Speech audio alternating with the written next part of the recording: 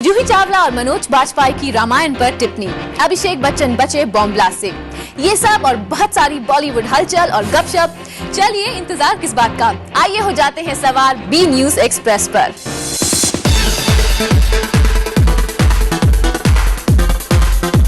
जूही चावला होंगी सीता और मनोज बाजपेयी होंगे उनके राम। जी नहीं, ये राम सीता की जोड़ी किसी फिल्म की रामलीला में नहीं दिखेंगी, बल्कि जूही और मनोज अपनी आवाज देंगे रामायण पर बन रही एनिमेटेड फिल्म में। वैसे आजकल कई स्टार्स एनिमेटेड फिल्म्स के लिए डब करने में खासी दिलचस्पी ले रहे हैं। शाहरुख खान, सैफ अली खान या करीना कपूर, इन सभी ने भी एनिमेटेड फिल्म्स के लिए अपनी आवाजें दी हैं। आखिर क्यों ये स्टार्स एनिमेटेड फिल्म्स के लिए डब करने में इतने इंटरेस्टेड हो गए हैं? एनिमेशन के लिए डब करने के लिए पहले भी एक दो ऑफर आए थे, but they were films which were made in Hollywood and they were dubbing it in Hindi. I wasn't so excited about it. I didn't take it up earlier. अब जब उन्होंने कहा कि हम रामायण बना रहे हैं, सीता का है, we'd like you to give the voice for Sita, it had a different meaning for me.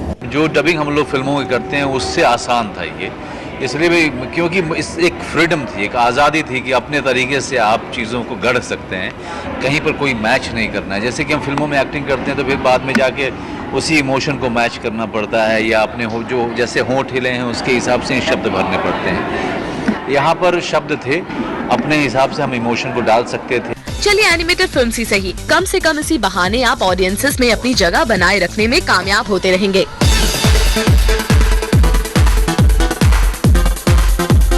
Traffic ने बचाई अभिषेक बच्चन की जान। दरअसल बात यह है कि लास्ट सैटरडे यानी 13 सितंबर की शाम अभिषेक को अपनी फिल्म द्रोना के प्रमोशन के लिए और एक वॉच ब्रांड के लॉन्च पर दिल्ली के कॉनॉट प्लेस पर पहुंचना था, मगर ट्रैफिक में फंसे अभिषेक वक्त पर पहुंच नहीं पाए और इसी वजह से वो इस जगह पर हुए बॉम्ब ब्लास्ट से बच गए।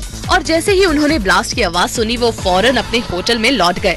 आमतौर पर इवेंट पर लेट पहुंचने के लिए ट्रैफिक का बहाना देने वाली अभिषेक की जान ट्रैफिक ने ही बचा दी। यानी कभी कभी ट्रैफिक जाम में फंसना भी अच्छा होता है।